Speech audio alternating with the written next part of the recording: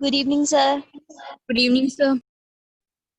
Finally optics हम start करने जा रहे हैं। आज से एकदम नया टॉपिक स्टार्ट हो रहा है, इलेक्ट्रोमैग्नेटिज्म से डिफरेंट। मेरे ख्याल से भी कोई टेस्ट की आपकी इंफॉर्मेशन तो नहीं आई है, मेरे पास तो नहीं आया, मतलब अभी नहीं है। तो जब भी आएगा, मैंने बताया ना आपको कि जब भी अब अगला टेस्ट होगा उसमें पूरा इलेक्ट्रोमैग्नेटिज्म दूंगा, कंप्लीट इलेक्ट्रोस्टैटिक्स से लेके इलेक्ट्रोमैग्नेटिक वेव। आप लोग तैयारी करते रहे ना। और मेन वाइल अब क्योंकि ऑप्टिक्स तो धीरे धीरे प्रोग्रेस होगी ना, जैसे आपने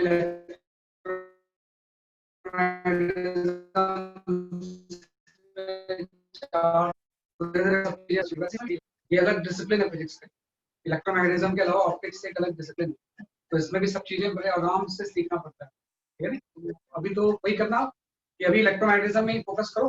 तो अभी जो शीट में मैं प्रैक्टिस शीट भेजूंगा ना, वो अब जो जैसे मेरे ख्याल से मैग्नेटिज्म की भी तक भेजी थी मैंने, मैग्नेटिज्म ईएमआई इन सब की, तो उसके पहले क्या भेज दूंगा, लाइक कैपेसिटर्स हो गए, है ना, इलेक्ट्रोस्टैटिक्स हो गए, करंट हो गया। तो जब तक ये ऑप्टिक्स आएगा ना, तब तक ये सब चीजें कंप्लीट हो जाएगी। और एक टेस्ट आप दे देना, और जैसे वो टेस्ट होता है उसके बाद फिर उसको छोड़ दो and concentrate on the optics and modern, है ना। तो बड़े मेजर चैप्टर है ऑप्टिक्स एंड मॉडर्न, ठीक है। तो चलो आज जो हम चैप्टर स्टार्ट करने जा रहे हैं, we are going to start the optics. यहाँ पे जो चैप्टर आप स्टार्ट कर रहे हो, we are going to start the optics, है ना। तो सिंपल से हम जानते हैं कि optics is the study of light and vision, है ना। फिजिक्स के जिस ब्रांच में हम optics is the study of light and vision. भाई फिजिक्स के जिस टॉपिक में हम लाइट एंड विजन के बारे में पढ़ते हैं, उसी को हम क्या बोलते हैं, इसलिए आपका ऑप्टिक्स, है ना। अब ये जो ऑप्टिक्स है ना, इसकी तीन कैटेगरी होती है। जब भी हम ऑप्टिक्स की बात करेंगे तो पहले जो कैटेगरी होती है उसको हम बोलते हैं ज्योमेट्रिकल ऑप्टिक्स, है ना। पहले जो कैटेगरी होती है वो क्या होती है, जैसे कि आपकी ज्योमेट्रिकल ऑप्टिक्स, या इसी को हम बोलते हैं रे ऑप्टिक्स।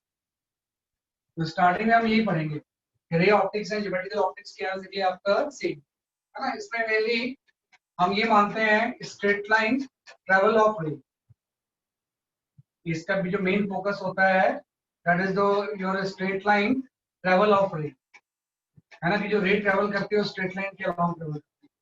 हाँ, तो जब भी हम इस तरह से straight line travel of the रे की बात करते हैं तो इसी को हम बोलते हैं ज्योमेट्रिकल या रे ऑप्टिक्स। तो दूसरी तरह की ऑप्टिक्स है, इसको हम बोलते हैं वेव ऑप्टिक्स, वेव ऑप्टिक्स, है ना। ये दूसरी तरह की ऑप्टिक्स है, we call it as a wave optics. तो आपको वेव ऑप्टिक्स में we focus on the wave nature of light, इसके ऊपर फोकस करते हैं, जैसे आपके वेव नेचर ऑफ लाइट, है ना। कि जो लाइट का बेसिक नेचर है वो कहता है कि आपका वेव नेचर ऑफ लाइट के ऊपर हम फोकस करते हैं, है ना।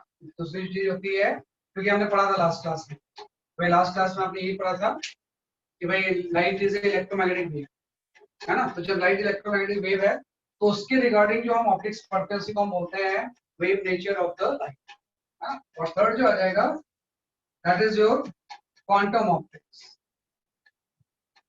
है ना। थर्ड जो ऑप्टिक्स होता है इसको हम बोलते हैं क्वांटम ऑप्टिक्स, है ना। तो क्वांटम एंड ऑप्टिक्स में we study about the quantum theory of light, है ना। इसको हम पढ़ते हैं इसलिए आपका quantum theory of light,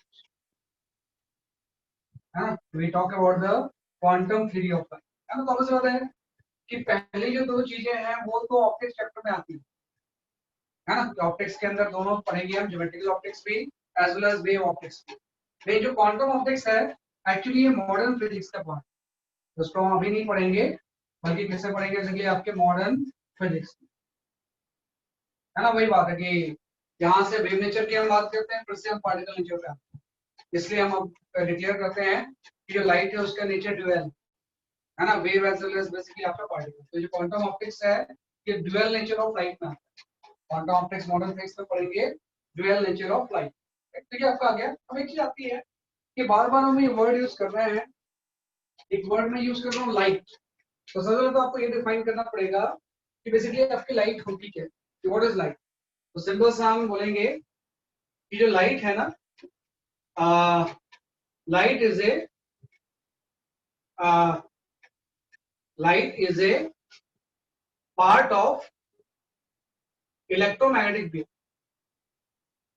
electromagnetic wave, electromagnetic spectrum. The light is a part of electromagnetic spectrum. Wavelength range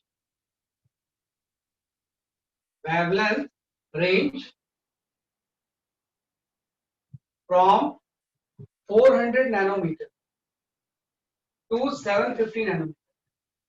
And the light is a part of electromagnetic spectrum of wavelength range 400 to nanometer, for which our eyes are sensitive. For which our eyes are sensitive. है ना, कि जिस wavelength range के लिए हमारी eyes sensitive होती है ना, उसी को नॉर्मली हम बोलते हैं, जैसे कि आपका लाइट बोलते हैं, है ना। तो इलेक्ट्रोमैग्नेटिक स्पेक्ट्रम में सारी चीजें विजिबल नहीं होती है। यहाँ सिंपल सा हो सकता है कि visible part of the electromagnetic spectrum, है ना, लाइट जो होगा ये क्या हो जाएगा, जैसे कि आपका visible part of electromagnetic spectrum, electromagnetic spectrum. भाई इलेक्ट्रोमैग्नेटिक स्पेक्ट्रम का जो विजिबल पार्ट होगा उसी का क्या होता है, जैसे कि आपका लाइट, क्योंकि वेवलेंथ रेंज जो होगा ये 400 नैनोमीटर से कहां तक होगा, जैसे कि आपके 750 नैनोमीटर, राइट। तो ये तो लाइट को हमने डिफाइन कर दिया, तो ये पूरे चैप्टर में आपको लाइट के बारे में ही पढ़ना है ना। तो आपको पता है कि मेन चीज है कि what will be the source of light. कोई भी अगर लाइट है तो इस लाइट का बेसिक सोर्स क्या हो।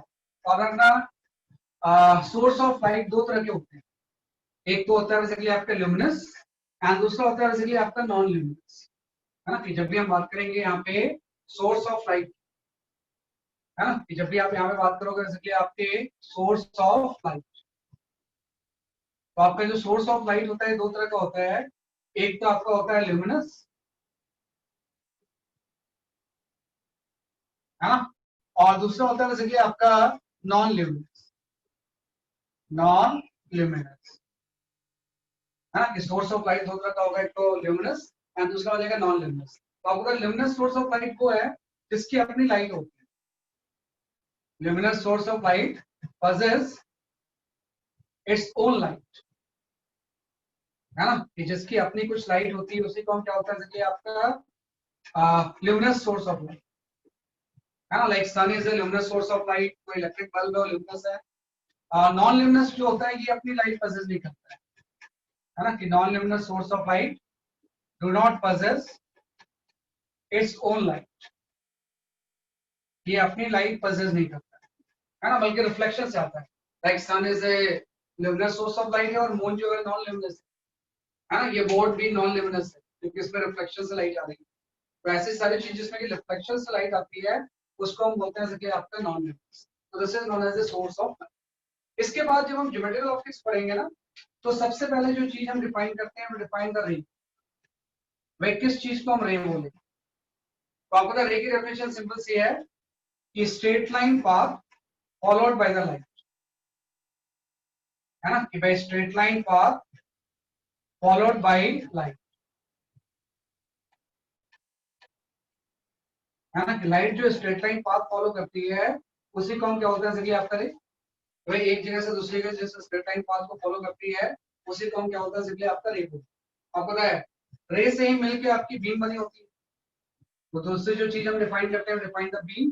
तो बीम जो होता है this is the bunch of several rays, bunch of several rays, है ना, कि बहुत सारे रेज का जो कॉम्बिनेशन होता है इसी को हम क्या होता है, जैसे आपकी बीम बोलते हैं। तो आपको पता है कि बीम जो होती है वैसे कि ये तीन तरह की होती है ना, कि जब भी हम बीम को कैटेगराइज करेंगे ये जस्ट इसके अल्फाबेट्स, जैसे कोई भी चीज हम जैसे लॉज ऑफ मोशन ही पढ़ते हैं, पहले फोर्स के बारे में पढ़ते हैं, इलेक्ट्रोमैग्नेटिक में चार्ज और उसकी प्रॉपर्टीज के बारे में पढ़ते हैं, वैसे लाइट के अल्फाबेट्स, रे क्या होगा, बीम क्या होगा। तो इसके बाद हम आते हैं तीन तरह की होती है, एक होती है कि पैरेलल बीम ऑफ लाइट। तो पैरेलल बीम ऑफ लाइट का डायमीटर कांस्टेंट रहेगा, तो जब भी आप पैरेलल बीम ऑफ लाइट की बात करोगे तो इसका डायमीटर क्या रहेगा, इसलिए आपका कांस्टेंट। जब भी किसी बीम ऑफ लाइट का जो कि बंच ऑफ सेवरल रेज, बहुत सारे रेज को मिला के क्या बनती है, आपकी बीम, ये आपका पैरेलल बीम हो गया। दूसरा जो हो गया this is known as a convergent beam, दूसरी जो बीम होगी इसको हम क्या बोलते हैं, जैसे आपकी कन्वर्जेंट बीम, जैसे कि डायमीटर कम हो, भाई किसी पर्टिकुलर पॉइंट पे क्या हो रही है, जैसे कि आपकी कन्वर्ज हो रही है, तो इसको हम बोलते हैं कन्वर्जेंट बीम ऑफ, इधर इधर ये लाइन क्या हो रही है, इसलिए आपकी कन्वर्ज हो रही है। और तीसरी जो बीम ऑफ लाइट होती है इसको हम बोलते हैं डायवर्जेंट, है ना। तीसरी जो लाइट होती है वो क्या होती है, इसलिए आपकी डायवर्जेंट, डायवर्जेंट बीम मतलब ये डाइवर्ज होती है, इसकी डायमीटर क्या होती है, इसलिए आपकी इंक्रीज होती है। तो तीन तरह की बीम होगी, converging and parallel beam, converging and तीसरा क्या होगा, इसलिए आपकी डायवर्जेंट। अब तो एक चीज आती है कि स्टार्टिंग में जो चीज आपको पढ़ना है ना, हम पढ़ेंगे रिफ्लेक्शन।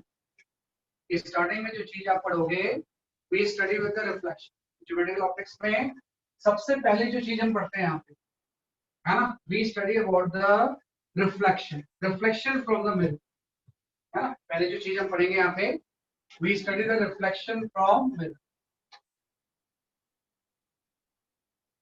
Reflection from mirror. हाँ, तो एकदम सिंपल चीज है कि जब भी आप रिफ्लेक्शन फ्रॉम द मिरर पढ़ोगे तो पहले आपको ना ये ऑब्जेक्ट और इमेज का कंसेप्ट क्लियर होना चाहिए कि भाई क्या चीज ऑब्जेक्ट होगी और क्या चीज बेसिकली आपकी इमेज है ना। तो parallel reflection from the mirror जब आप पढ़ोगे तो यहाँ पे जस्ट ऐसा आ जाएगा कि सबसे पहले हम बात करेंगे किस चीज को हम ऑब्जेक्ट बोलते हैं, व्हाट इज द ऑब्जेक्ट। तो देखो ऑब्जेक्ट वो होता है जहां से इंसिडेंट रे स्टार्ट होती है ना। Object is a point from where incident ray start, incident ray start,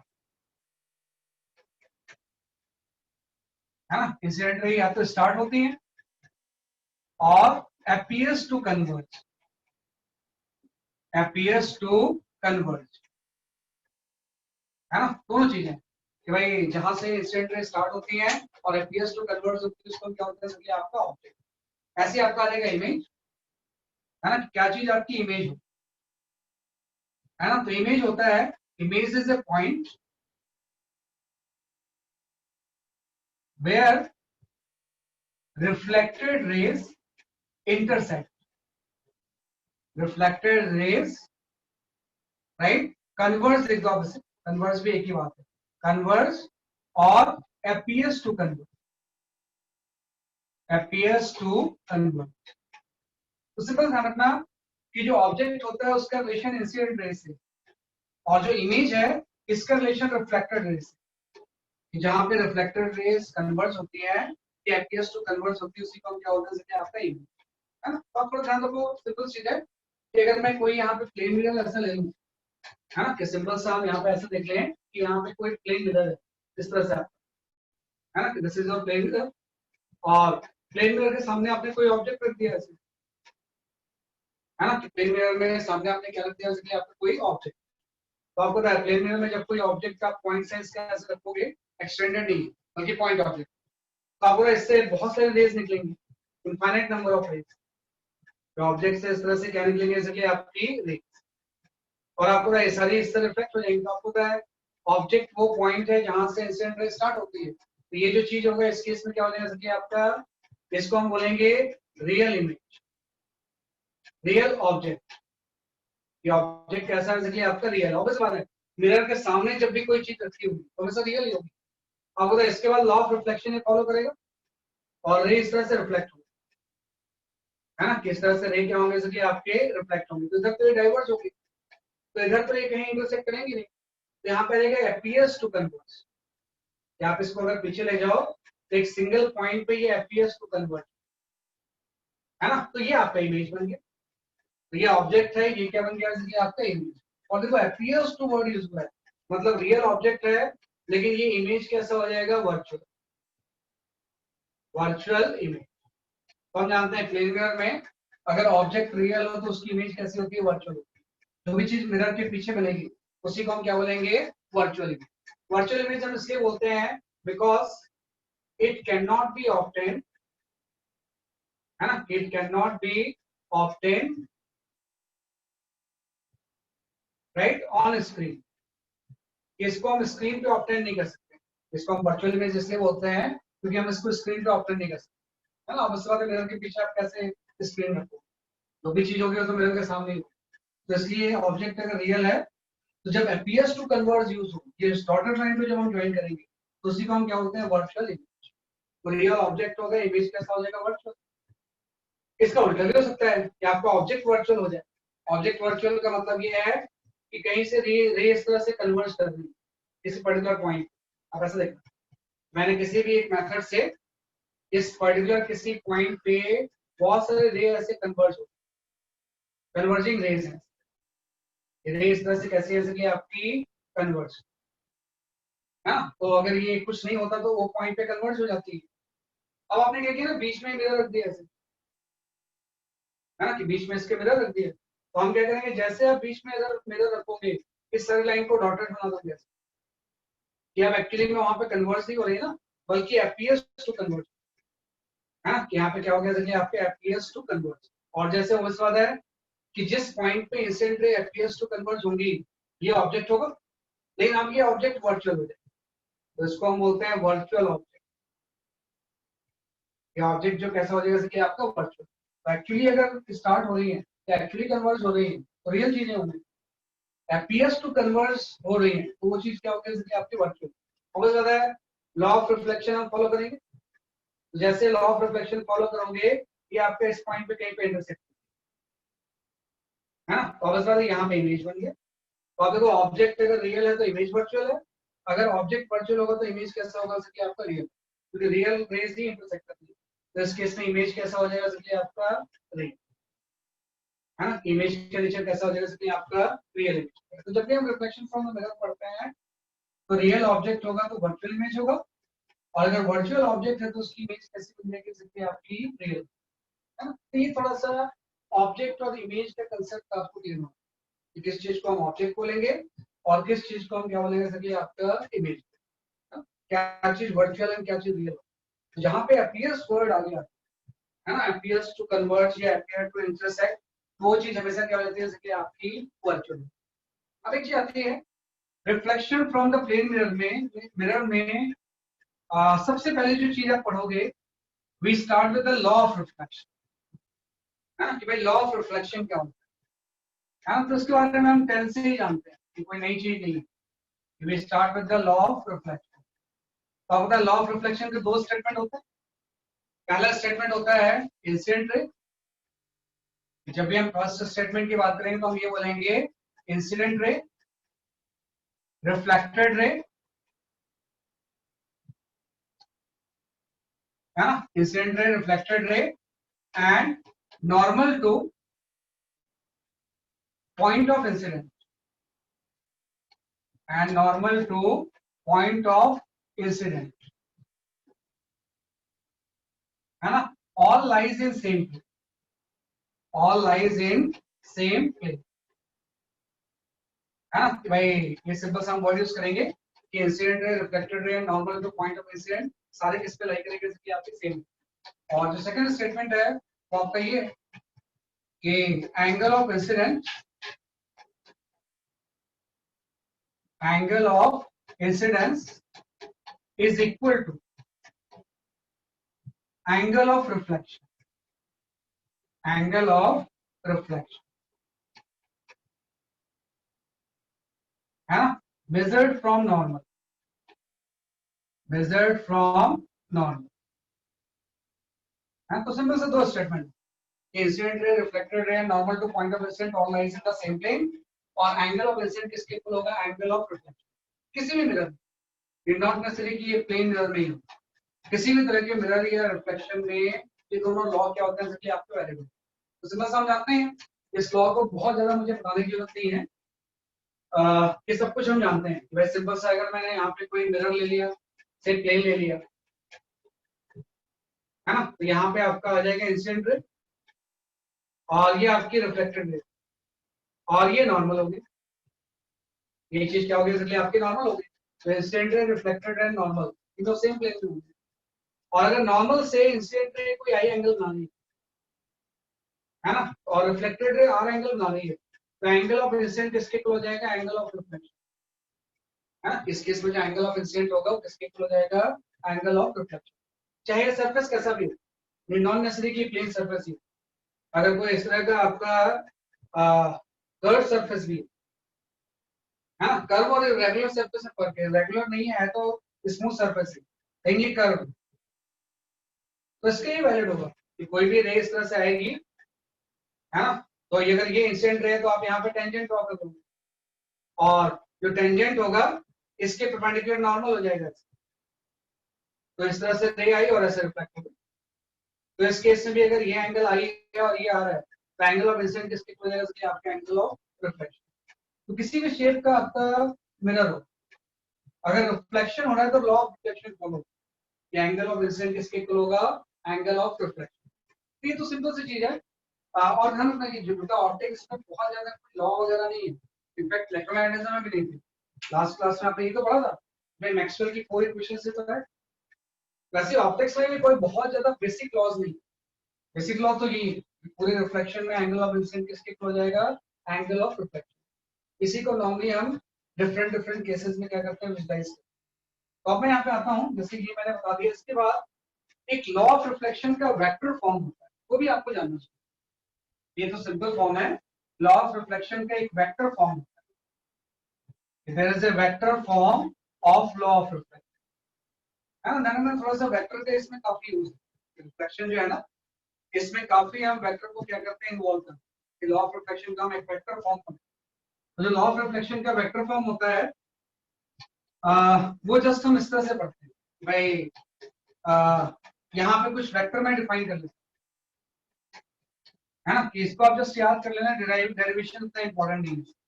कभी कोई क्वेश्चन है तो हम सॉल्व कर सकते हैं, और कैसे क्वेश्चन आएंगे मैं बताऊंगा आपको। कि इस तरह से कोई रे आ रही है, ये आपका नॉर्मल हो गया, और इस तरह से आपके रिफ्लेक्ट।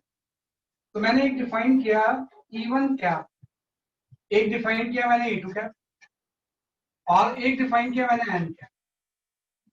अभी देखना E1 कैप, E2 कैप और N कैप क्या है। E1 कैप जो है वो है यूनिट वेक्टर अलोंग इंसिडेंट, ये जो चीज है क्या है, कि आपकी यूनिट वेक्टर अलोंग इंसिडेंट,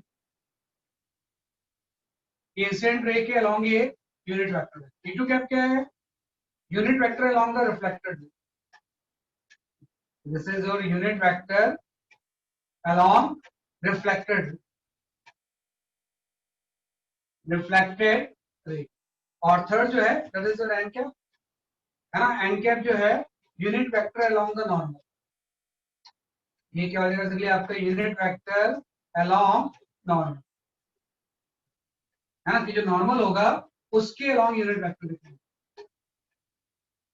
वो आपका एन कैप है। तो सारे ये तीनों यूनिट वेक्टर हैं, ये तीनों आपस में लिंक हो। तो जब इन तीनों को हम लिंक करेंगे आपस में ना, है ना, आपस में इसमें भी आई और आर इक्वल होंगे। अगर ये आई और ये आर है तो आर आई और आर इक्वल होंगे, उसी से ये सारी चीजें आती हैं। तो इन तीनों वेक्टर को हम लिंक करते हैं। इस वेक्टर को अगर हम लिंक करेंगे तो ये फॉर्मूला आप लिखेंगे कि भाई जो E2 कैप होता है इसकी वैल्यू होती है E1 कैप, है ना, minus E1 cap dot N cap into N, है ना। इसी को हम बोलते हैं law of reflection in vector form. ये वेक्टर फॉर्म में क्या है, जैसे कि आपका लॉ ऑफ रिफ्लेक्शन, तो डेरिवेशन जस्ट डॉट प्रोडक्ट से आ जाता है।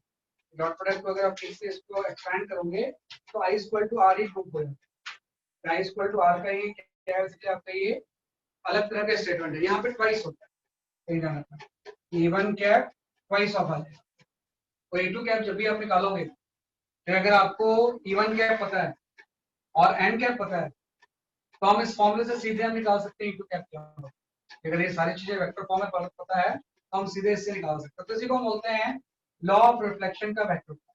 कैसे अप्लाई करेंगे आई विल एक्सप्लेन, कि किस तरह से हम इसको क्या करते हैं, जैसे कि आपका अप्लाई, तो जस्ट आपने इसको राइट। तो किसी भी तरह के मिरर में law of reflection vector form में क्या कर सकते हैं, कि आपका अप्लाई कर सकते हैं। अब एक चीज और आ गई कि जो आपका ये आपने law of reflection vector form में पढ़ने के बाद वो जो प्लेन मिरर होता है उससे जो नेचर ऑफ इमेज होता है तो हम जानते ही हैं। प्लेन मिरर में इतनी कोई कॉम्प्लिकेशन थोड़ी है ना, कि जब भी आप प्लेन मिरर की बात करोगे तो जो प्लेन मिरर में नेचर ऑफ इमेज होगा, हाँ, ये सारी चीजें जो हैं स्मूथ सरफेस के लिए वैलिड, मैं इरेगुलर रिफ्लेक्शन की बात ही नहीं कर रहा हूँ, सही बोल रहा हूँ। I will not take about talking about the irregular reflection, तो जस्ट हम रिफ्लेक्शन के पढ़ते हैं।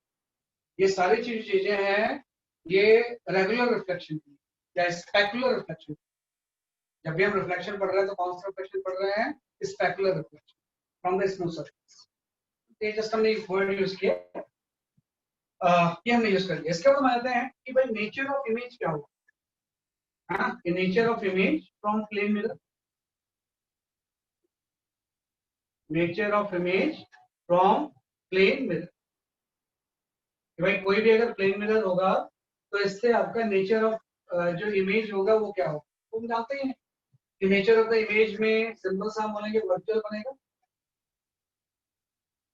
है ना? सेम साइज का बनता है ना? एंड सेम डिस्टेंस पे बनता है, एंड सेम डिस्टेंस, है ना? तो भाई नेचर ऑफ द इमेज जो होगा from the plane mirror virtual होगा, सेम साइज का होगा और सेम डिस्टेंस पे कम होगा। कोई भी अगर प्लेन मिरर है इस तरह से अगर हम रख लें ऐसे, और इसके सामने अगर मैं कोई ऑब्जेक्ट रखूं ऐसे, ये है ना, तो आपको पता है कि जैसे मैं ऑब्जेक्ट रखूंगा, अगर मुझे इमेज बनाना है एक तो रे मैं ऐसे ले लूंगा सीधे, इसका एंगल ऑफ इंसिडेंट जो है वो 0, 90 पे स्ट्राइक करने का मतलब होता है एंगल ऑफ इंसिडेंट हो जाएगा 0 हो जाएगा। ये अपने पाथ को रिट्रेस कर लेगा, सेम पाथ में वापस चला गया। और दूसरा मैंने रेज आपकी ऐसे ले ली, ये ऐसे रिफ्लेक्ट होकर चला, तो इधर तो ये डाइवर्ज हो रही है, इसको पीछे में एक्सटेंड कर दूंगा, है ना? तो यहाँ पे एक इमेज बन जाएगी। और देखो ये इमेज जो होगा मिरर के पीछे बन रहा है, मैं वर्चुअल होगा, जो ऑब्जेक्ट की हाइट है वही इसकी हाइट होगी और सेम डिस्टेंस से बनेगा। अगर ये डिस्टेंस में अगर कोई यू ले रहा हूँ या एक्स ले रहा हूँ, तो ये वाला डिस्टेंस भी एक्स ही हो जाएगा। तो जब भी हम nature of the image from the plane mirror की बात करते हैं तो उसमें कोई कॉम्प्लिकेशन नहीं, virtual same size and same distance से बात करते हैं। लेकिन फिर भी ध्यान रखना कि प्लेन मिरर में बहुत सारे केसेस आते हैं। प्लेन मिरर मतलब ऐसा नहीं कि अगर स्कूल की बुक्स देखोगे ना तो वो तो इसी डायग्राम में खत्म हो गया, है ना, कि भाई यहीं पे खत्म हो गया, भाई इतना बता दिया कि ऐसा होता है, दैट्स ऑल, है ना, कि भाई सेम वर्चुअल होता है, सेम साइज का होता है, सेम डिस्टेंस का होता है। फिर भी थोड़ा सा हम प्लेन मिरर को बहुत अच्छे से पढ़ते हैं क्योंकि इसी से आपके मिरर रिफ्लेक्शन की बेसिक्स क्लियर हो, है ना? तो जो रिफ्लेक्शन है, अब आप ध्यान दो कि कोई भी अगर मिरर है तो ये लाइट को डेविएट कर रहा है। तो पहले जो चीज हम पढ़ते हैं, we study the angle of deviation, है ना, कि भाई कोई भी अगर मिरर है तो लाइट को अगर डेविएट कर रहा है तो कितने एंगल से डेविएट करें, तो we study the angle of deviation, angle of deviation, है ना, कि what is the angle of deviation. Angle of deviation हम जानते हैं कि एंगल ऑफ डेविएशन की अगर मैं बात करूं तो ये अगर कोई प्लेन मिरर है, एंगल ऑफ डेविएशन का मतलब होता है angle between, right, incident and reflected raise, है ना, कि angle between the incident and reflected raise जो होता है इसी को हम बोलते हैं एंगल ऑफ डेविएशन। तो ऑफ प्लेन मिरर से एंगल ऑफ डेविएशन तो पता ही होता है आपको, अगर ये प्लेन मिरर है तो इस तरह से अगर कोई रे आई, है ना, इसका एंगल ऑफ इंसिडेंट अगर आई है और ये ऐसे रिफ्लेक्ट हो जाएगी, तो एंगल ऑफ डेविएशन का मतलब ये एंगल हो जाएगा कि अगर मिरर नहीं होता तो रे ऐसे सीधी चली जाती, लेकिन अब ऐसे जा रही है, तो ये इसका एंगल ऑफ डेविएशन है। ये डेल्टा, ये डेल्टा तो हम जानते हैं कि अगर ये आई है तो ये भी आई होगा, तो प्लेन मिरर से जो एंगल ऑफ डेविएशन होगा ये आपका 180 माइनस 2 आई हो जाएगा। अगर आई एंगल ऑफ इंसिडेंट है तो प्लेन मिरर रे को डेविएट कर देगा, और कितना एंगल से डेविएट कर देगा, 180 माइनस 2 आई, है ना, 180 माइनस 2 आई से क्या कर देगा जैसे आपका डेविएट। अगर सिंगल मिरर है तब, अगर सिंगल मिरर है तो ये 180 माइनस 2 आई से क्या कर देगा, डेविएट। लेकिन किसी केस में हो सकता है ना कि सिंगल मिरर नहीं हो बल्कि दो मिरर होंगे, तो उससे बड़े सरप्राइजिंग रिजल्ट आता है कि अगर दो मिरर से हम एंगल ऑफ डेविएशन निकालें, तो सिंगल मिरर से तो इतना होता है, अगर हम दो मिरर से एंगल ऑफ डेविएशन निकालें, दो मिरर से एंगल ऑफ डेविएशन निकालने का मतलब ये हो गया, इसको भी आप थोड़ा सा ध्यान रखना। कई बार ये डायरेक्ट क्वेश्चन आता है और उस टाइम आप ज्योमेट्री में थोड़े से कंफ्यूज हो जाते हैं। मैं जस्ट ये वर्ड यूज कर रहा हूँ कि ये आपके दो मिरर ऐसे इसी एंगल, है ना, कि एक मिरर आपका ये है और दूसरा मिरर आपका ये, और इसके बीच में सपोज एंगल थीटा, तो कोई रे आपकी ऐसी आती है ना, इसका जो एंगल ऑफ इंसिडेंट है सपोज हम अल्फा ले लेते हैं, इस रे का जो एंगल ऑफ इंसिडेंट है वो कितना है, आपका सपोज आपका अल्फा है, आपको रिफ्लेक्ट हो जाएगी, इस पे स्ट्राइक करेगी और अगेन फिर से रिफ्लेक्ट हो जाएगी और ऐसे चली जाएगी। तो आपको ये एंगल, ये इंसिडेंट रे हो गया और ये फाइनल रिफ्लेक्टेड रे। तो जो एंगल ऑफ डेविएशन होगा, हम इसकी बात करें, ये एंगल ऑफ डेविएशन दिखाओ, भाई इंसिडेंट रे से जो फाइनल रिफ्लेक्टेड रे है उसके बीच में एंगल दिखाओ, ये मुझे दिखाओ। सिंपल सा मुझे ये निकालना है कि ये कितना होगा, तो सिंपली हम निकाल सकते हैं। देखो इसमें दो मिरर है, एक तो मिरर 1 ले लो आप, और ये आपका मिरर 2 होगा। एक मिरर 1 हो गया और दूसरा क्या हो गया, जैसे आपका मिरर 2 हो गया।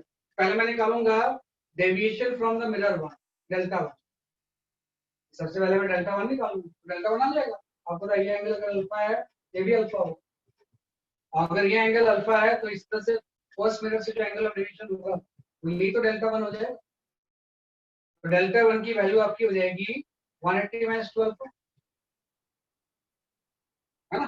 अब फिर हम दोबारा निकालेंगे कि डेल्टा 2 कितना होगा, तो डेल्टा 2 तो मतलब हो जाएगा कि ये रे ऐसे जा रही थी, है ना, अब ऐसे जा रही है, तो ये जो एंगल होगा इसी को हम बोलेंगे डेल्टा 2, है ना। तो delta 2 is the delta 1 is the angle of deviation from the first mirror, है ना, और delta 2 is the angle of deviation from the second. तो इसको भी निकाल सकते हैं आप, थोड़ा सा अगर ज्योमेट्री यूज करोगे ना, तो ये वाला एंगल थीटा माइनस अल्फा, ये वाला एंगल कितना आ जाएगा, थीटा माइनस अल्फा। आप निकाल के देखो, अगर ये अल्फा है तो ये 90 माइनस अल्फा होगा, ये थीटा है, ये एंगल थीटा माइनस अल्फा है ना। ये आप ज्योमेट्री से प्रूव कर दोगे कि अगर ये एंगल अल्फा है और ये एंगल थीटा है, तो ये जो angle of incident second mirror में आएगा वो थीटा माइनस अल्फा, डेल्टा 2 आ गया। इस सेकंड मिरर से जब मैं एंगल ऑफ डेविएशन निकालूंगा, ये 180 minus twice of theta minus alpha, है ना, कि पहले से 180 माइनस 12 आ गया, दूसरे से कितना आ गया 180 minus twice of theta minus alpha. अब जब नेट डेविएशन निकालेंगे तो दोनों का सम हो जाएगा, डेल्टा 1 प्लस डेल्टा 2। तो पहले रे को इसने डेल्टा 1 से डिवाइड कर दिया, दूसरे मिरर ने इसको डेल्टा 2 से डिवाइड कर दिया, तो नेट डेविएशन दोनों का सम हो जाएगा। तो आपको निकालना है, तो दोनों को सम कर दो आप, तो बड़ा ही सरप्राइजिंग रिजल्ट आता है। ये 360 माइनस 2 थीटा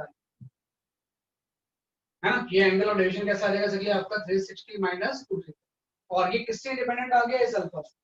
अल्फा कैंसिल हो जाता है इसमें, दोनों को जब हम सॉल्व करेंगे तो अल्फा वाला टर्म क्या हो जाएगा, कैंसिल।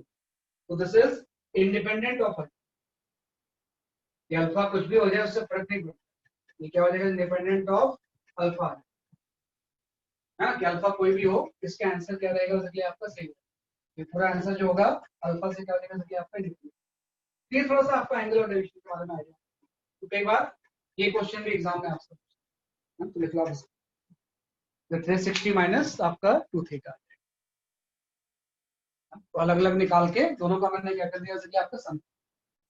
सिंगल मिरर से इतना, दोनों मिरर अगर ऐसे रखे हुए हैं एंगल, तो उसका एंगल ऑफ डेविएशन, है ना। जैसे किसी केस में आपसे पूछा गया कि दो परपेंडिकुलर मिरर है, तो इस दो परपेंडिकुलर मिरर से एंगल ऑफ डेविएशन कितना होगा,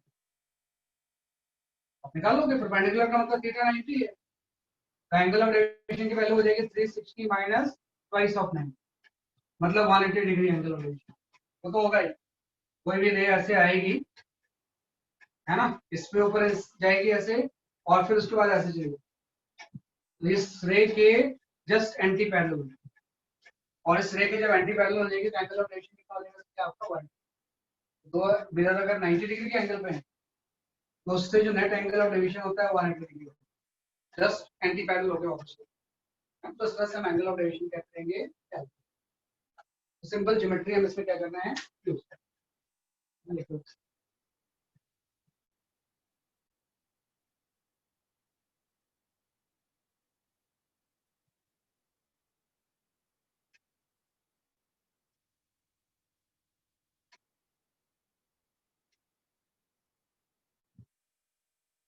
ठीक है क्या, तो ये जस्ट हमने angle between the incident and reflected ray calculate. ये आपका आइस का सीन। इसके बाद आते हैं जो नेक्स्ट चीज हम इससे पढ़ते हैं, वी स्टडी एक बड़ा इंपॉर्टेंट कंसेप्ट होता है एंगल ऑफ रेडिएशन जानने के बाद, उसको हम बोलते हैं field of view,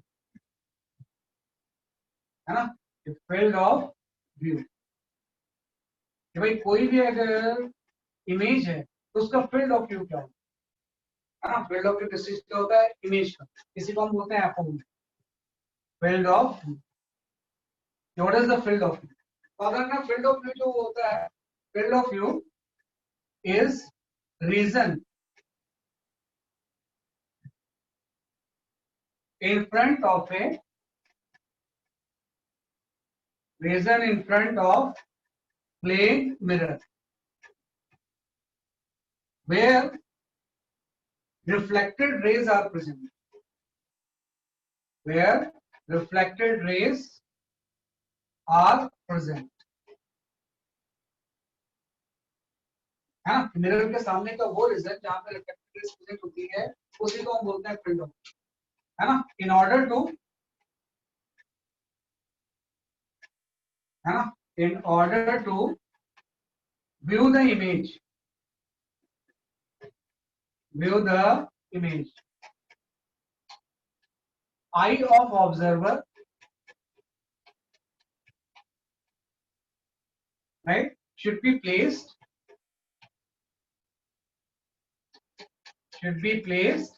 in field of view, field of view, है ना। ये बड़ी इंपॉर्टेंट चीज है। Field of view is the region in front of a plane mirror लिख लो आप इसमें, प्लेन नीड नॉट नेसेसरी, हर मिरर का फील्ड ऑफ व्यू होता है। Where reflected rays are present, in order to view the image, eye of observer should be present in field of, है ना। कि अगर आप किसी ऑब्जेक्ट की इमेज देखना चाहते हो तो ऑब्जर्वर की आई फील्ड ऑफ व्यू में होना चाहिए, क्योंकि देखने का फिनोमेना क्या होता है आपको जानना, किसी भी इमेज को हम कैसे देखेंगे, है ना। रिफ्लेक्टेड रेज आईज के अंदर जानी चाहिए, अगर रिफ्लेक्टेड रेज आईज के अंदर जाएगी तभी तो उस इमेज को आप देख पाओगे, है ना। भाई आपकी आईज क्या होती है, उसी रिफ्लेक्टेड रेज को रेटिना में कन्वर्ट कर देती है ना, और वहां पर रियल इमेज फॉर्म कर देती है ना। कि वहां पे क्या फॉर्म कर देती है, इसलिए आपको वर्चुअल इमेज को हम देख सकते हैं, वर्चुअल इमेज स्क्रीन पे फॉर्म नहीं होता है, फिर वर्चुअल इमेज को हम क्या कर सकते हैं, विजुलाइज कर सकते हैं। तो देखने का फिनोमेना यही तो होता है इमेज को, कि रिफ्लेक्टेड रेज आई के लेंस में एंटर होती है, आई का लेंस उसको रेटिना में कन्वर्ट कर देता है, और उसी को फिर ब्रेन जो नर्व्स होती है वो सेंस करती है, तो आप उस चीज को विजुलाइज करते हैं।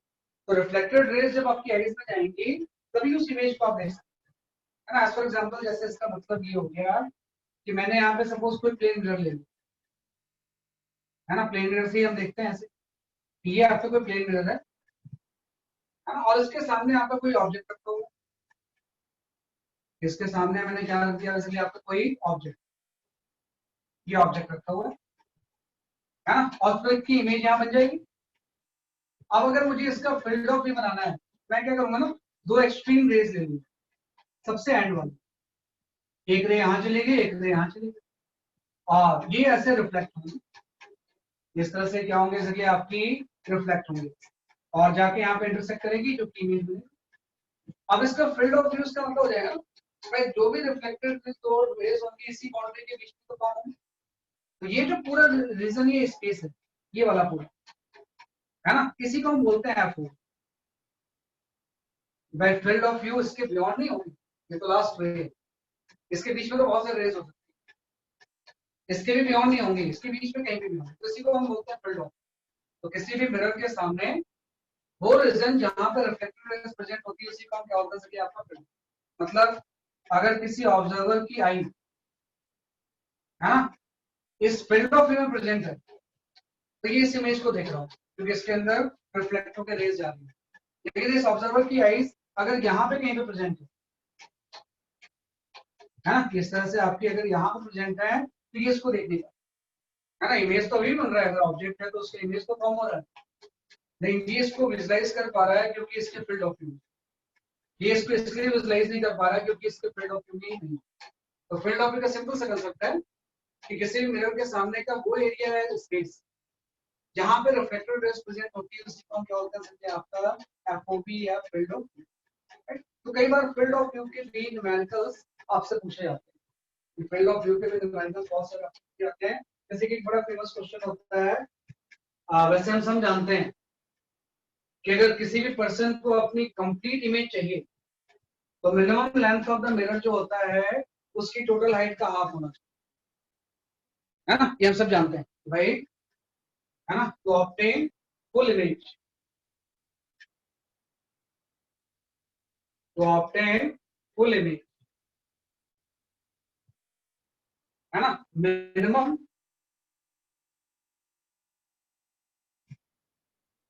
Length of mirror, length of mirror should be half of total height of person, half of person height, person height। कोई पर्सन अगर किसी मिरर में अपनी पूरी इमेज देखना चाहता है तो जो minimum length of the mirror होना चाहिए वो half of the total height, उस पर्सन की हाइट का होना चाहिए, जैसे कि आपके आप। तो उसका कंसेप्ट भी इस फील्ड ऑफ व्यू से ही आता है, हाँ, कि भाई कोई पर्सन अगर खड़ा होगा तो पूरी इमेज मिरर में लाने के लिए उसकी एटलीस्ट मिनिमम हाइट लेंथ उसकी हाफ होनी चाहिए। उससे अगर कम होगी तो पूरा इमेज ऑफ नहीं। उसको हम ऐसा सोच सकते हैं जैसे कि आपका कोई फ्लोर है ना, ये आपका वॉल है ना, इस तरह से हमने बीच में क्या बना दिया, जैसे कि आपका कोई इस तरह से वॉल, ये सब है ना, और इसके सामने कोई ऑब्जर्वर पर्सन खड़ा हुआ है, ये पर्सन को भी हम एज ए एक्सटेंडेड ऑब्जेक्ट ही मान लेते हैं। तो हमने यहाँ पे एक मिरर लगा दिया इस वॉल के ऊपर। अब मैं ये तो निकालना चाहता हूँ कि मिरर की एल मिनिमम कितनी होनी चाहिए,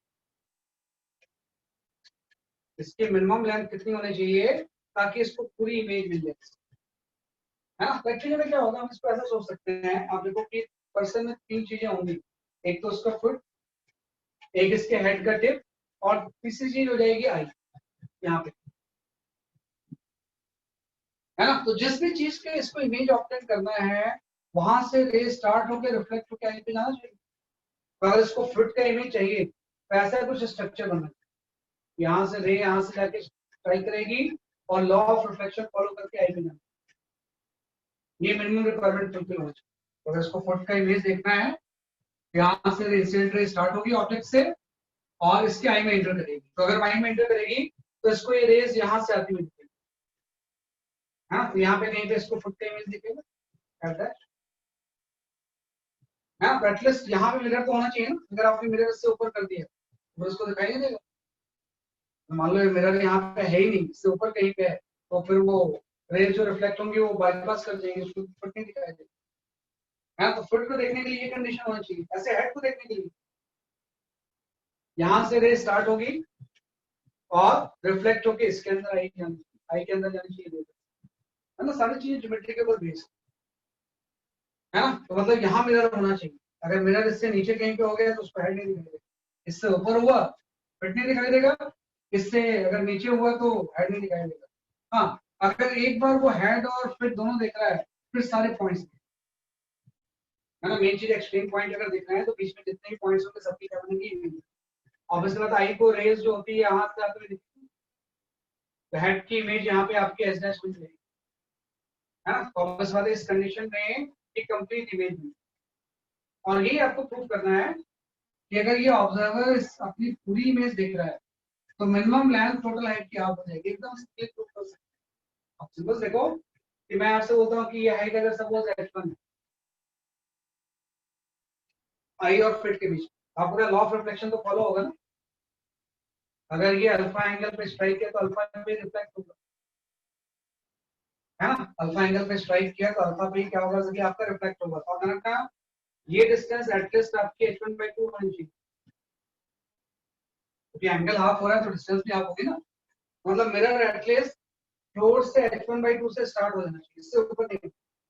इससे अगर ऊपर होगा तो इसको फिट नहीं देगा।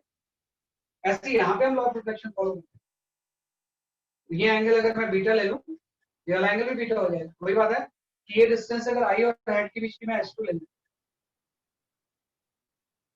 तो आपको पता है ये डिस्टेंस मतलब एटलीस्ट ये H2/2 होना चाहिए, है ना भाई। फ्लोर से H1/2 पे मिरर होना चाहिए, है ना। अगर उससे ऊपर कहीं पे तो फिर उसको दिखाई नहीं, और इसके हेड के लेवल से H2/2 पे होना चाहिए, तो उसको हेड दिखाई देगा, है ना। और थोड़ा इससे आप सीधे डायग्राम आ कि अगर ये H2/2 है और ये H1/2 है, तो बीच में एल मिनिमम कितनी होगी हम निकाल सकते हैं, क्योंकि टोटल H1 प्लस H2 था, तो एल मिनिमम की वैल्यू कितनी होनी चाहिए, H1 प्लस H2। वही तो मैंने बोला, if to obtain the full image minimum length of the mirror should be half of the person, जो भी इसकी हाइट होगी उसका मिनिमम हाफ होगा, है ना। इससे ज्यादा हो तो चलेगा, आप मिरर पूरा बना दो ऐसे, इससे अगर आपने कम जहां किया तो कोई एक चीज आपको नहीं दिखेगी, या दोनों नहीं दिखेगी, है ना, बेस्ड ऑन द पोजीशन हम कैसे रखें, है ना। तो ये इसकी मिनिमम रिक्वायरमेंट है ना, ताकि ये पूरा इमेज देख सकते हैं। तो जो विजुलाइज करने का मैकेनिज्म होता है वो ऐसे ही होता है कि ऑब्जेक्ट से रे स्टार्ट होती है, रिफ्लेक्ट होती है, आई में एंटर होती है, ऑब्जेक्ट से रे स्टार्ट होती है, रिफ्लेक्ट होती है, आई में, तो आपको पता है ये दोनों डिस्टेंस तो सेम ही होगी, जितना सामने ये ऑब्जेक्ट रखा होगा, है ना, किसी एक्स पे, उतने ही पीछे इमेज बन जाएगी। प्लेन मिरर की प्रॉपर्टी होती है, ये दोनों एक्स क्या होंगे, इसलिए आपके सेम, इस तरह से हम इसको क्या करते हैं, इसी कंसेप्ट को हम बोलते हैं फील्ड ऑफ, तो ये भी आपको आना चाहिए कि किस तरह से हम इसको सॉल्व। तो प्लेन मिरर में मेनली ज्योमेट्री की ज्यादा आप यूज करते हैं, ज्योमेट्रिकली सारी चीजें हम क्या करते हैं, सॉल्व करते हैं।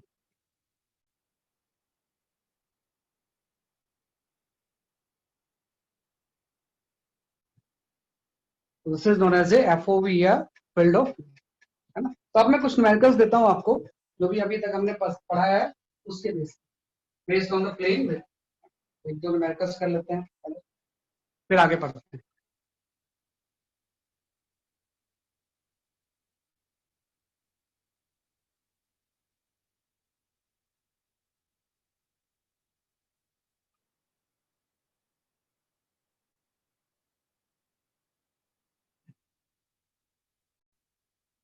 ये कर लो जरा सा क्वेश्चन।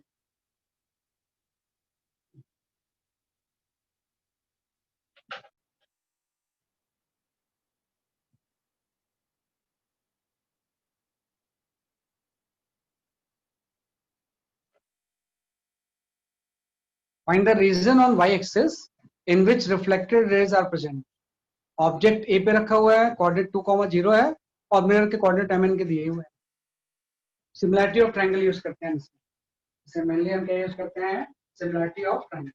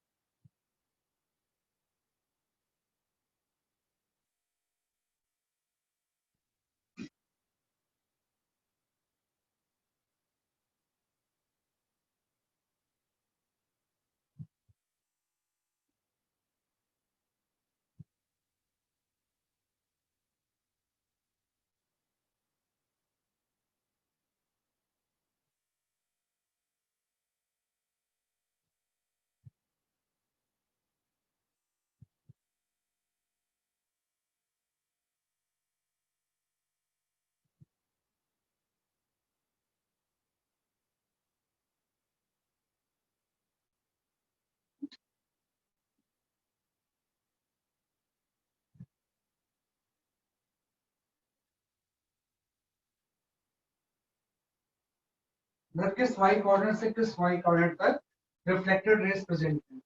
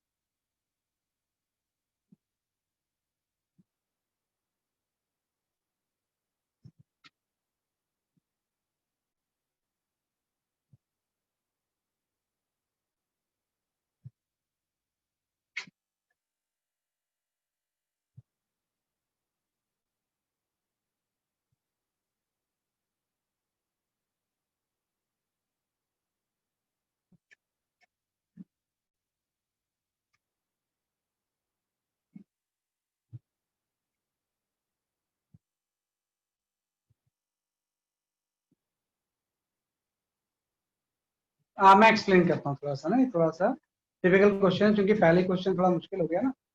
मैं बताता हूँ इसको। देखो कुछ नहीं था इस क्वेश्चन में, आपको field of view concept use करना है। देखो यहाँ पे कोई ए पे ऑब्जेक्ट है, इसका कोऑर्डिनेट 2,0 है ना। तो ये ऑब्जेक्ट जो है वो 2,0 पे है ना। कोई ए ऑब्जेक्ट हम ले लेते हैं पॉइंट, और इसका ऑब्जेक्ट 2,0 है ना। और मिरर जो है 4 पे है, तो आपको पता है कि डिस्टेंस जो हो जाएगी 4 हो जाएगी, है ना। ये पूरा डिस्टेंस कितना जाएगा इसकी, आपकी 4 होगी, है ना। मतलब ये बीच की जो डिस्टेंस होगी ये 2 पीरियड हो जाएगी, है ना। बाकी हाइट की हम बात बात करेंगे, तो कुछ नहीं होता है।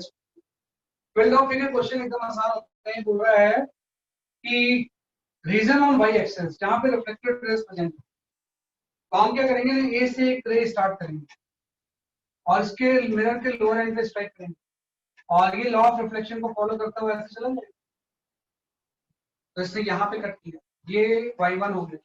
भाई इससे नीचे तो कोई रे नहीं होगी ना, जो भी रे होगी इससे ऊपर होगी। यहाँ से y1 से रे स्टार्ट होगी, और एक रे हम यहाँ से स्टार्ट करते हैं, इसको आपने दूसरा एज पे किया, ये भी लॉ ऑफ रिफ्लेक्शन फॉलो करेगा और यहाँ चला जाएगा।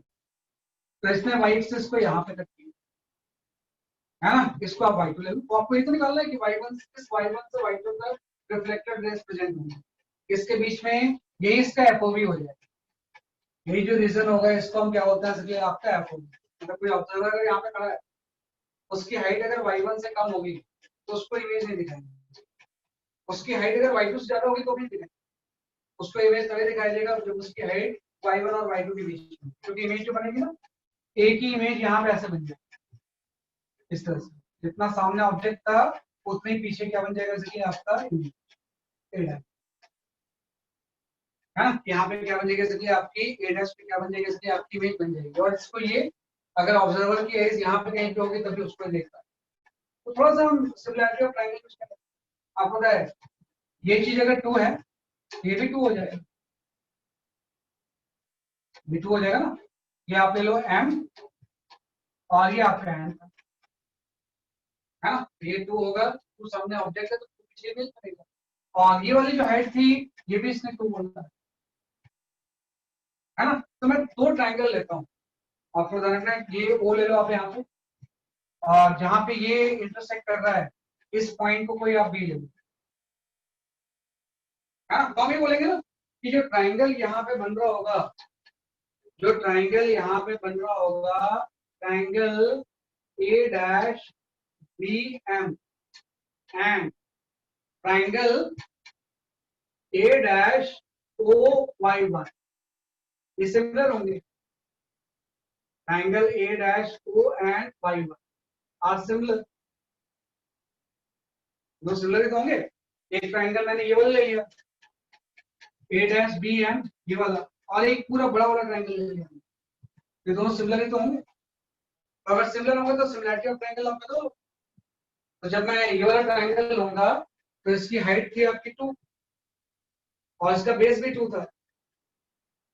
हाँ, अब जब बड़ा वाला ट्राइंगल लूंगा मैं तो उसकी हाइट जो हो जाएगी वो आपकी हो जाएगी y1 कोऑर्डिनेट जो होगा इसका, और उसका बेस कितना हो जाएगा आप देखो, ये 2 और ये भी 2,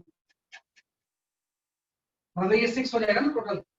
यहाँ पे y1 पे 6 आ गया, यहाँ पे क्या गया चलिए आपका y1 बाई 6, यहाँ से y1 की वैल्यू जो होगी वो 6 यूनिट आ, मतलब 6 यूनिट से अगर कम होगा तो दिखाई नहीं देगा, तो 6 y1 से स्टार्ट होगा। हाँ, 6 y1 से क्या होगा चलिए आपका स्टार्ट होगा। ऐसे मैं निकाल लेता हूँ y2, तो y2 के लिए मैंने ये ट्राइंगल ले लिया A dash B into N, and दूसरा ये ट्राइंगल ले लिया मैंने triangle A dash O and y2। मैंने बोला ये वाला जो ट्राइंगल होगा ये वाला, और ये जो बड़ा वाला ट्राइंगल होगा ये दोनों सिमिलर होंगे, है ना। थोड़ा स्ट्रेट लाइन ही बनाना, मैं थोड़ा सा लाइन कर दिया है, ये सीधी लाइन होंगी, ये सीधी ऐसे लाइन है, ये दोनों ट्राइंगल क्या होंगे सके आपके सिमिलर होंगे। तो आप उसमें फिर से लगा दो, तो आपको पता है कि ये जो ट्राइंगल है इसकी जो हाइट है वो, है ना, यहाँ तक का तो 2 था, ये जो गैप है वो 3 है, यहाँ तक की हाइट तो 2 थी, इसमें इसका कोऑर्डिनेट 3 है, मतलब ये बीच में मिरर की जो लेंथ होगी ये 1 यूनिट होगी, तो टोटल ये हाइट 3 हो जाएगी।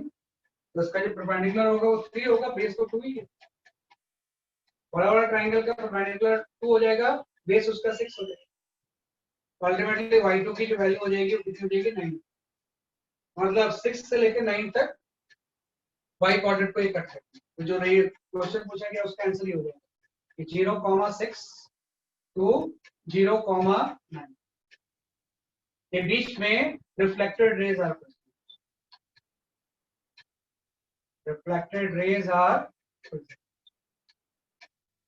रेज क्या होंगी वैसे कि आपकी प्रेजेंट, इन दोनों के बीच में रिफ्लेक्टेड रेज क्या होंगी वैसे कि आपकी प्रेजेंट, जैसे कौन सा डॉक्यूमेंट होता है तो 6 से 9 तक की रिफ्लेक्टेड रेज क्या होंगी प्रेजेंट, कुछ नहीं करना है, बस सिमिलरिटी है, जैसे ये दोनों सिमिलर है सिमिलरिटी लगा दिया, वैसे ये दोनों भी सिमिलर, आपने similarity of triangle, similarity of triangle से इसी को हम बोलते हैं फील्ड ऑफ व्यू, है ना। ये सारा जो होगा क्या हो जाएगा इसके लिए आपका फील्ड ऑफ व्यू, ऐसा ही है ना। नहीं 4 सही आंसर नहीं था बेटा, है ना, 4 कहाँ सही है ना, 6 to 9 हो जाए, तो थोड़ा ध्यान रखना भाई, y1 की वैल्यू 6 होगी, y2 की वैल्यू क्या होगी 9, तो अगर मैं फिट में ले लूं, मान लो यूनिट में फिट लेता हूँ, तो कोई पर्सन अगर 6 फीट से हाइट का कम का है तो उसको इमेज दिखाएंगे, और 9 फीट से ज्यादा का है तो कभी होता है नहीं, तो उसको भी इमेज नहीं दिखाएंगे, जिसकी हाइट 6 से 9 फीट के बीच में होगी वही इस इमेज में, उसकी आई की हाइट का मतलब हो जाएगा उसकी आई की height, इस तरह से। तो सिमिलरिटी ऑफ ट्रायंगल हम इसमें मेनली यूज करते हैं, तो इस तरह से तो इस तरह से सिमिलरिटी हम इसमें क्या करेंगे यूज करेंगे। नेक्स्ट क्वेश्चन करते हैं, आज सिर्फ ज्योमेट्री के ऊपर, आज कोई स्पेशल ऐसा कोई फॉर्मूला है ही नहीं, सिंपल ज्योमेट्री के ऊपर क्वेश्चन सॉल्व कर लेंगे। अगर आप ऑप्टिक्स नहीं भी जानते होगे तो थोड़ा भी ज्योमेट्रिकली कंसेप्ट आपके क्लियर हैं तो अपने आप कर सकते हो, जैसे वेक्टर वगैरह के, जैसे कि we can go for this question.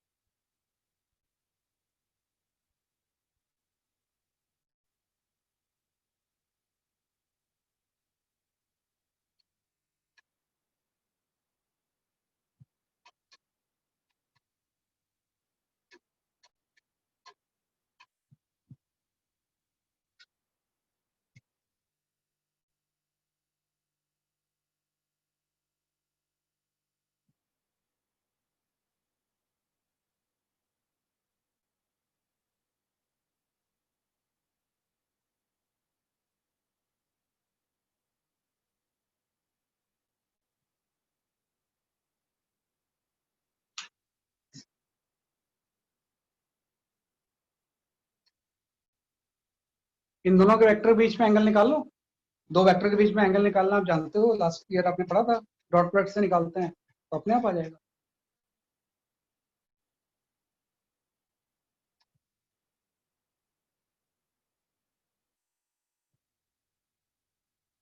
इसके लिए वो फॉर्मूला यूज करने की जरूरत नहीं, ये ऐसे ही आ जाएगा।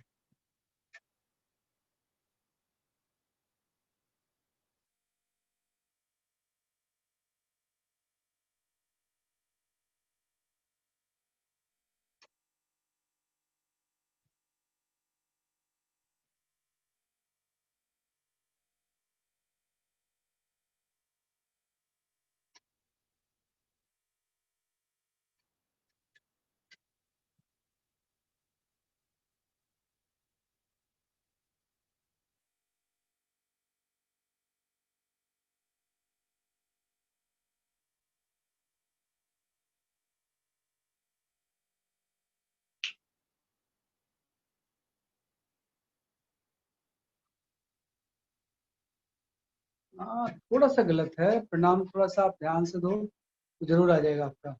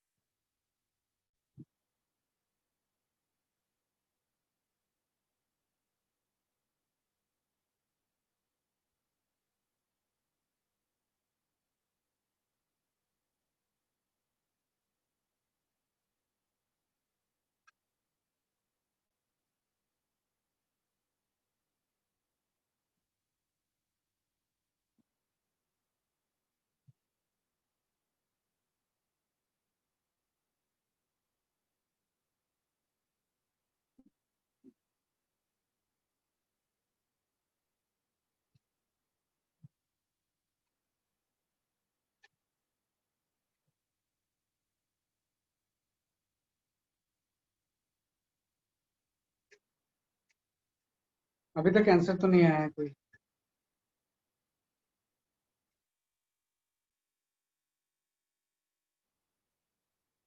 हाँ, Varisha answer is correct.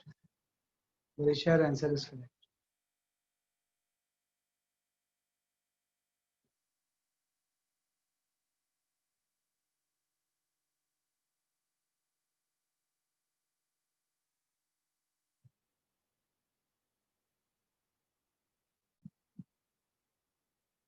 Divansh आप भी थोड़ा साइन में गड़बड़ कर रहे हो।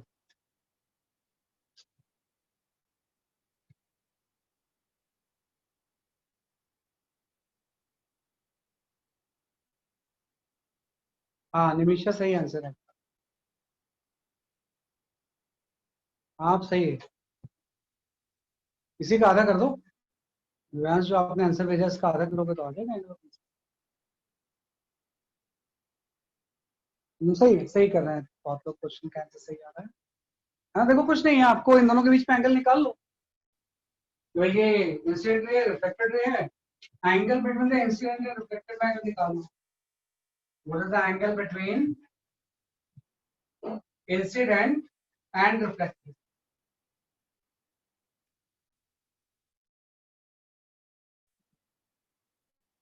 भाई इंसिडेंट और रिफ्लेक्टेड के बीच में एंगल क्या होगा निकाल सकते हैं। इसका निकालने का फॉर्मूला एक हो जाएगा e1 cap dot e2 cap equal to हो जाएगा mod of e1 cap into mod of e2 cap into cos theta. पहले तो इन दोनों का डॉट प्रोडक्ट हम निकाल लेते हैं। डॉट प्रोडक्ट इसका कितना आ जाएगा आप देखो, तो जब हम डॉट प्रोडक्ट निकालेंगे ये आपको हो जाएगा 1/4 इंटू 1+3, इनफैक्ट 1 ही आ जाएगा, है ना। जबरदस्ती नहीं करना, डॉट प्रोडक्ट जब निकालेंगे तो 1/4, सॉरी यहाँ पे माइनस आ जाएगा, है ना। और इवन तो यूनिट वेक्टर ही है, इसका मैग्नीट्यूड तो 1 ही होगा, इसका मैग्नीट्यूड 1 होगा इंटू कॉस थीटा। यहाँ से कॉस थीटा की जो वैल्यू आ गई ना माइनस हाफ, तो कॉस थीटा अगर माइनस हाफ होता है थीटा की वैल्यू 120, मतलब इंसिडेंट और रिफ्लेक्टेड के बीच में एंगल 120। तो इस तरह का सिनेरियो है ना, भाई ये इंसिडेंट रे है, ये रिफ्लेक्टेड रे है, इसके बीच का एंगल 120 है। नॉर्मल दोनों को तो ये पूरा एंगल अगर ये है तो ये 60 डिग्री, तो इसका आंसर जो हो जाएगा वो 60 डिग्री। जो एंगल ऑफ इंसिडेंट होगा कितना रहेगा इसकी आपका 60 डिग्री। सिंपल सा थोड़ा सा डॉट प्रोडक्ट, ये दोनों के बीच का एंगल निकाल लिया तो 120 आ गया डॉट प्रोडक्ट से, तो उसी का हाफ ही तो एंगल ऑफ इंसिडेंट होगा, तो उस तरह से हम कर सकते हैं। तो इसमें वो फॉर्मूला यूज नहीं होता है, लेकिन कई बार वो फॉर्मूला भी यूज होता है, जैसे इस क्वेश्चन में उस फॉर्मूले को हम यूज करेंगे। नेक्स्ट क्वेश्चन में आपको दूंगा, you can go for this.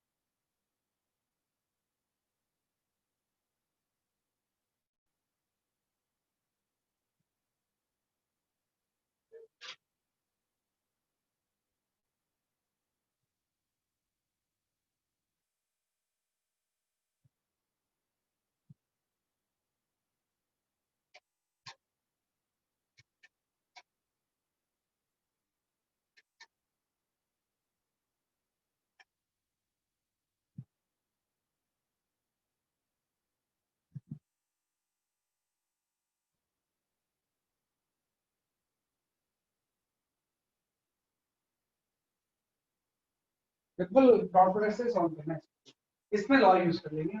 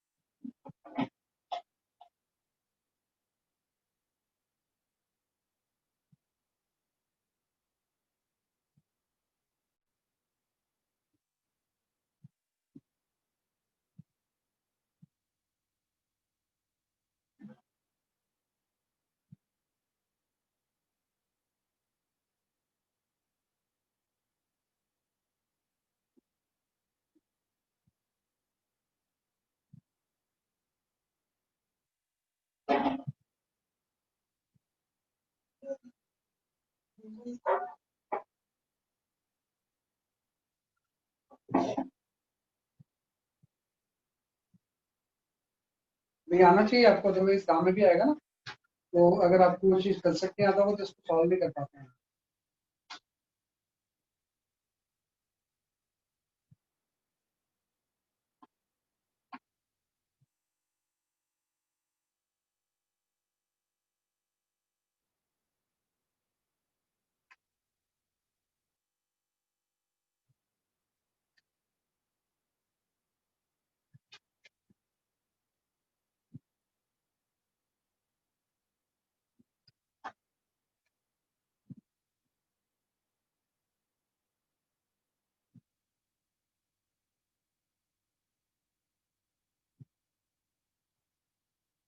हाँ दिव्यांश सही है आपका आंसर,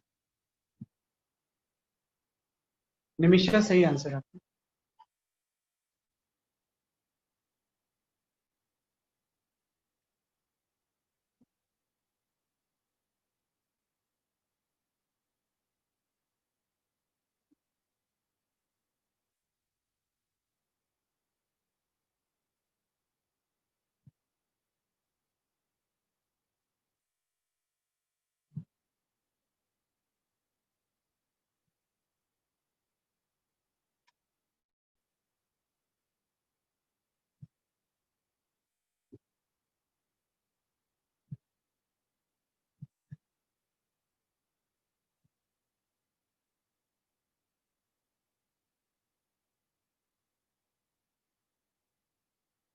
कीर्ति सही है आपका आंसर। कीर्ति।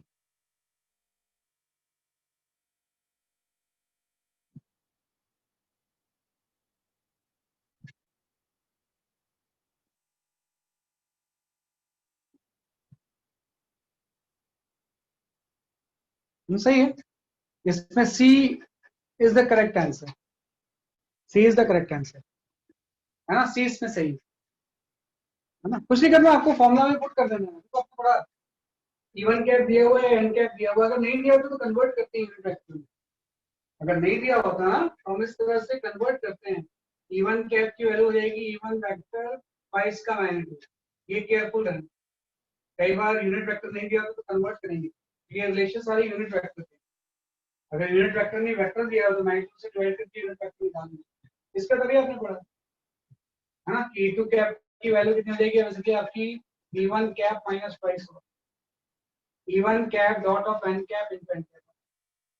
सारी वैल्यूज पुट कर दो, अपने आप सी ऑप्शन आ जाएगा। जो क्वेश्चन का सी ऑप्शन था अपने आप ही आ जाएगा, है ना। कुछ नहीं करना है आपको, अदरवाइज तो 3D हम सोच ही नहीं पाएंगे अगर आपको ये लॉ नहीं आता होगा।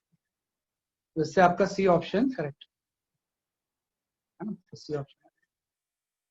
तो कई बार केयरफुल रहना, कई बार यूनिट वेक्टर नहीं दिया होता है, आपको पहले वो यूनिट वेक्टर में टर्म्स में कन्वर्ट करना होगा। इसमें तो दिया हुआ है। Next question, you can go for this question.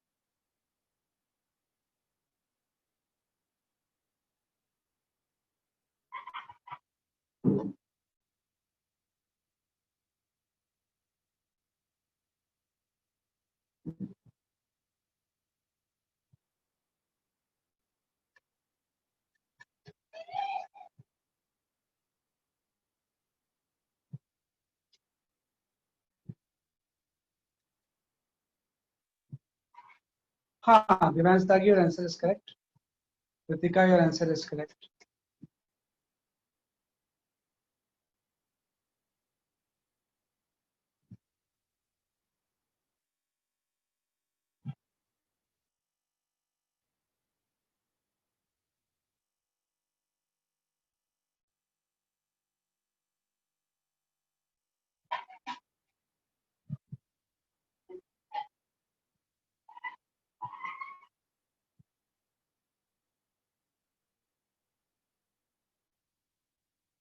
हाँ, प्रणाम, your answer is correct.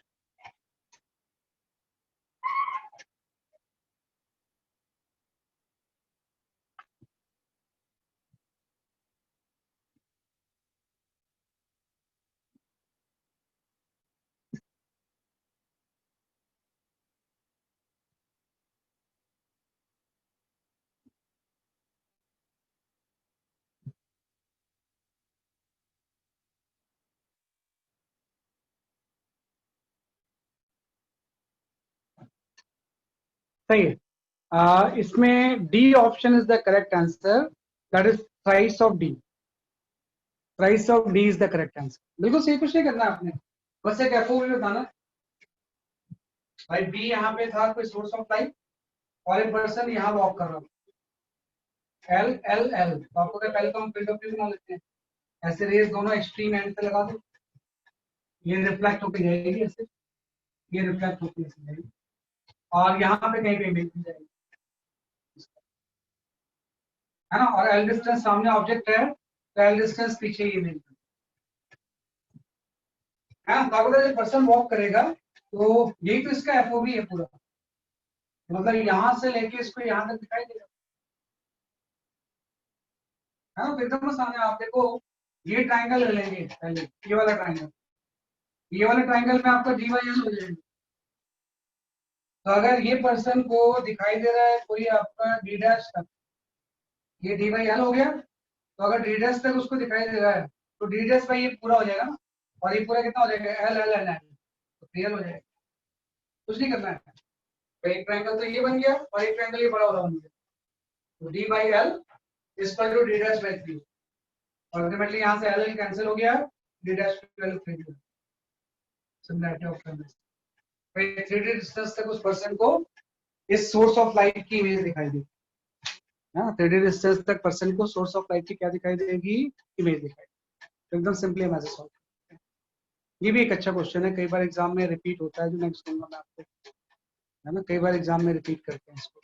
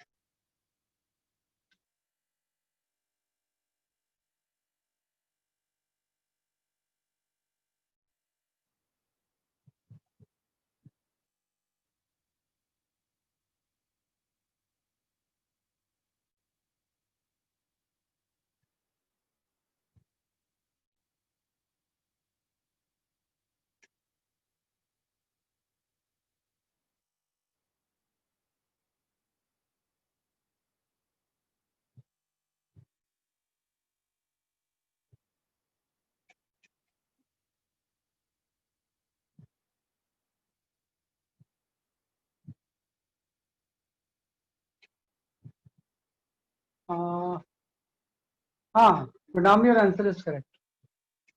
Your answer is correct. सही था.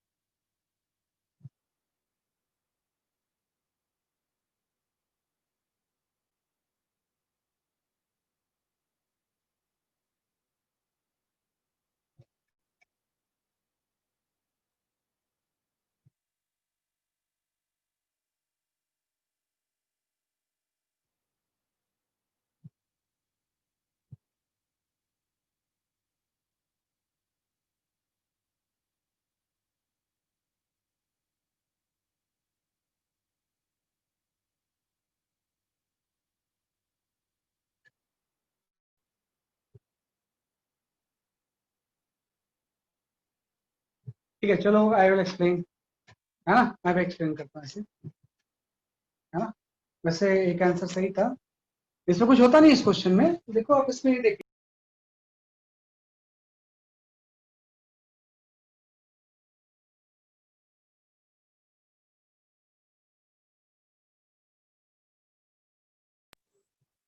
है ना. तो आपको पता है कि क्या होगा ना, कि पहले अगर थीटा पे है तो थीटा पे ही रिफ्लेक्ट होगा. तो फर्स्ट रिफ्लेक्शन यहाँ पे हुआ, सेकंड यहाँ पे हुआ. तो फर्स्ट और सेकंड के बीच में ये कोई इतना डिस्टेंस एक्स ट्रेवल करता है ना, और सेम एक्स डिस्टेंस फिर से ट्रेवल करेगा यहाँ पे, ऐसे एक्स करता जाएगा ना ये, इस तरह से. तो फर्स्ट और सेकंड रिफ्लेक्शन के बीच में एक्स डिस्टेंस निकाल सकते हैं ना. अगर ये डी पता है और ये एंगल पता है, तो एक्स की वैल्यू डी tan थीटा ही हो जाएगी. This is the horizontal distance traveled by the ray from first to second reflection, या second to third reflection, या third to fourth reflection. ये सारे डिस्टेंस क्या होंगे आपके एक्स. ना सिंपल ज्योमेट्री आपने यूज कर, हाँ. तो x square D tan theta हो गया. तो अब बता कि फर्स्ट टू रिफ्लेक्शन के बीच में एक्स डिस्टेंस ट्रेवल कर रहा है और टोटल लेंथ है एल है. तो जो नंबर ऑफ रिफ्लेक्शंस होंगे, अगर मैं यहाँ पे निकालूं कि what is the number of reflection, तो नंबर ऑफ रिफ्लेक्शन n की वैल्यू कितनी हो जाएगी, l बाई x हो जाएगा d tan थीटा. भाई अगर ये टोटल डिस्टेंस इसकी l अवेलेबल है तो l बाई क्या हो जाएगा, इसकी अपर डी tan का आ जाएगा. बस इसमें वैल्यू कर दो कि number of reflection d by l tan theta, l by d tan theta हो जाएगा. यहाँ पे l की वैल्यू आपको पता ही है, l की वैल्यू 2√3 है, d आपका 0.2 है, और यहाँ पे आपका 1030 है ना. तो जैसे हम इसके वैल्यूज पुट करेंगे, इसका बी ऑप्शन सही है. नंबर ऑफ रिफ्लेक्शन 30 हो जाएगा. तो B for Bombay is the correct, है ना. तो ध्यान रखिए किस तरह से मैं इसको सॉल्व. तो सब में ज्योमेट्री यूज हो रही है, सिमिलरिटी ऑफ ट्रायंगल, सिंपल ऐसे, इसलिए तो उसको ज्योमेट्रिकल ऑप्टिक्स बोलते हैं. मोस्ट ऑफ द प्रॉब्लम आपकी सॉल्व ज्योमेट्री से ही हो जाती है. बहुत ज्यादा कोई ऐसे लॉज वगैरह नहीं लगाना. लॉज तो हम यही यूज करना है कि अगर ये एंगल थीटा होगा तो थीटा होगा. उसके अलावा तो सारी चीजें ज्योमेट्रिकली रहेगी. That is all for today. Next class में भी इसी को हम कंटिन्यू करेंगे, है ना. प्लेन करके continue. Bye bye. Thank you sir. Bye bye. Thank you, sir. Bye bye.